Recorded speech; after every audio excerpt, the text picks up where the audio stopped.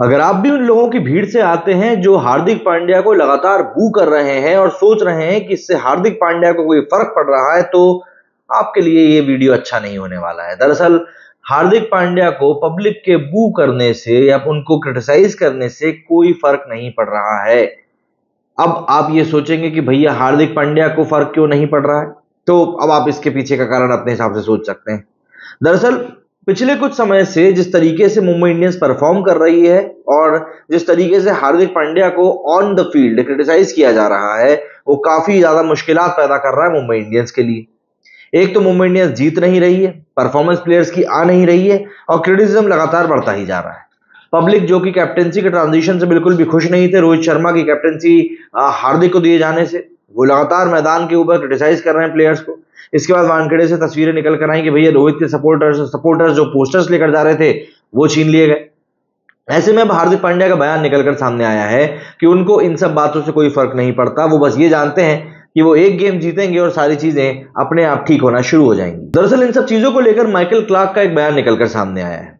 अभी जो मुंबई इंडियंस के मैचेस चल रहे हैं उनमें एक बड़ा 6 दिनों का गैप है, इसीलिए एक बड़े तबके का ये मानना था कि ये 6 दिन कहीं ना कहीं पब्लिक का जो ये एग्रेशन हम लोग इस समय ग्राउंड के ऊपर देख रहे हैं उसको बहुत हद तक दबाने में बहुत ज्यादा कारगर साबित होगा। लेकिन एक्सपर्ट्स का यह भी मानना है कि भले ही पब्लिक का गुस्सा जो है दब जाए, लेकिन अगर मुंबई अपना मैच दोबारा से हार गई, जो कि उनका होने वाला है अभी 7 तारीख को, तो ये सब चीजें दोबारा सिर उठा लेंगी। और इस समय जैसा टीम की परफॉर्मेंस चल रही है उसको देखकर इस बात से अंदेशा कम भी नहीं किया जा सकता, क्योंकि इस समय पर टीम की परफॉर्मेंस वाकई में, जैसा कि मैंने आपको पहले ही बोला, बिल्कुल अच्छी नहीं है। और इन सब में आग में घी डालने का काम किया संजय मांजरेकर के बिहेव वाले बयान ने।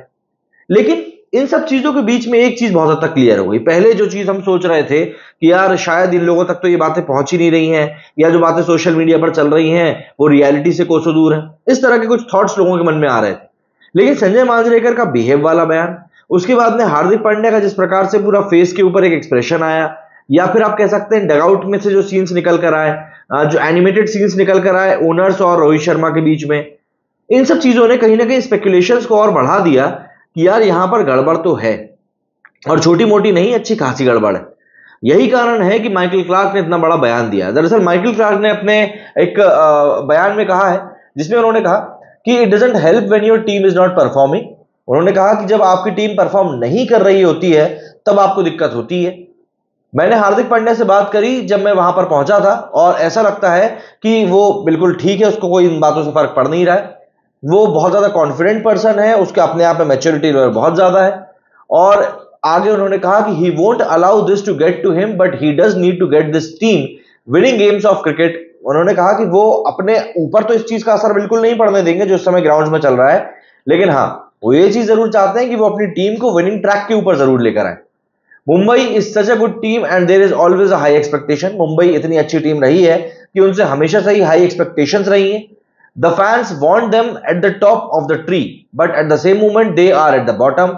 मतलब कि मुंबई की टीम से लोगों को एक्सपेक्टेशंस इतनी ज्यादा हैं कि वो हमेशा ये उम्मीद करते हैं कि ये लोग हमेशा टॉप पे रहेंगे, और क्योंकि अभी हम लोग उतना अच्छा खेल नहीं पा रहे हैं इसीलिए फैंस का गुस्सा लगातार बढ़ता जा रहा है। मतलब ये कि अगर टीम परफॉर्म करेगी तो फैंस का जो ये गुस्सा है, जो नाराजगी है, वो भी काफी हद तक टोन डाउन हो जाएगा। देखिए हार्दिक पांड्या इस तरह की पर्सनालिटी है, ये चीज हम एक्सपेक्ट कर सकते हैं कि वो मेंटली काफी टफ है। उनको बू किया जा रहा है, सोशल मीडिया पर ट्रोल किया जा रहा है, लोग अपने अपने तर्क दे रहे हैं, ये बात ठीक है। लेकिन अगर हम क्रिकेट के पॉइंट ऑफ व्यू से देखें तो मुंबई इंडियंस इस समय अगर हार रही है तो कहीं ना कहीं आईपीएल की पॉपुलैरिटी के लिए एक बहुत बड़ा धक्का है।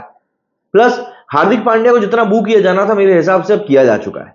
रोहित शर्मा को कैप्टेंसी वापस दिए जाने की बातें चल रही है, लेकिन इसके साथ में एक और चीज बहुत वायरल हो रही है कि रोहित शर्मा अगले सीजन तक हो सकता है एमआई के साथ छोड़ दें। अगले साल मेगा ऑक्शन होना है, आप लोगों को याद दिला दूं।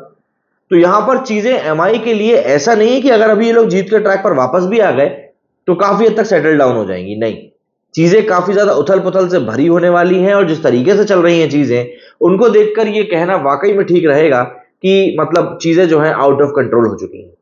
हार्दिक पांड्या के बयान से या माइकल क्लार्क ने जो बात कही हार्दिक पांड्या के हवाले से, उससे एक बात तो क्लियर है कि हार्दिक पांड्या अपने माइंड में क्लियर है कि उनको क्या चीज करनी है।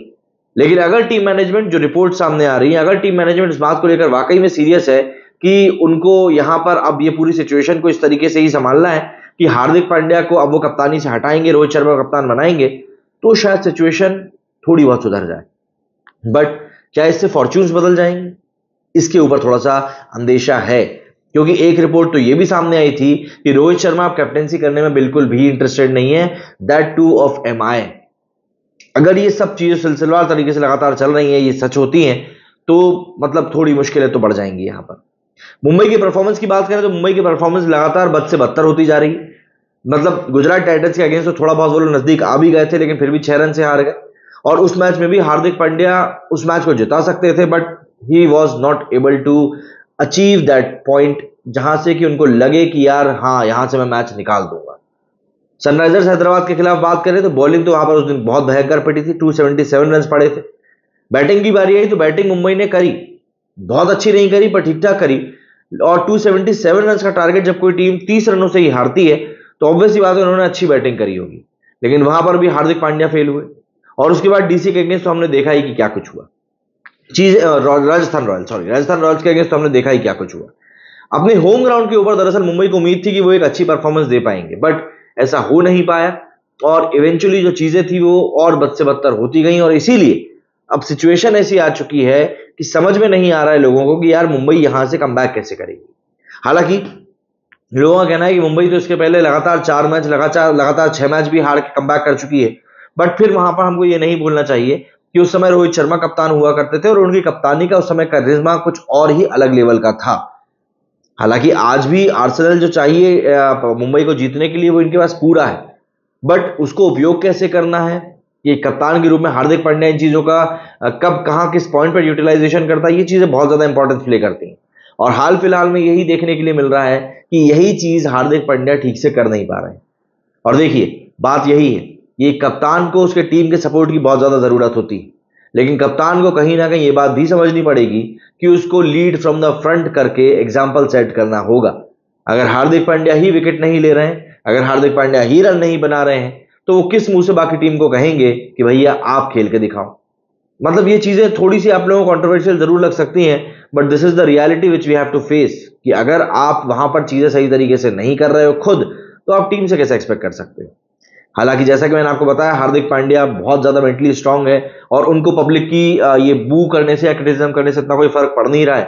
तो उम्मीद यही करेंगे कि भाई आने वाले मैच में वो वापसी जरूर करें, क्योंकि उनका अच्छा खेलना और टीम का जीतना इस समय पब्लिक को सेटिस्फाई करने के लिए बहुत ज्यादा जरूरी है। एक बार मुंबई विनिंग ट्रैक के ऊपर वापस आ गई तो पब्लिक का गुस्सा भी बहुत हद तक शांत हो जाएगा। बट अगर यूं ही हारते रहे तो ये बिल्कुल आग में घी डालने जैसा होगा कि एक तो आप पहले कैप्टेंसी को लेकर बदनाम थे और अब आप खेल भी ढंग से नहीं रहे हो, फिर वहां पर आप पब्लिक को क्या दोष दोगे।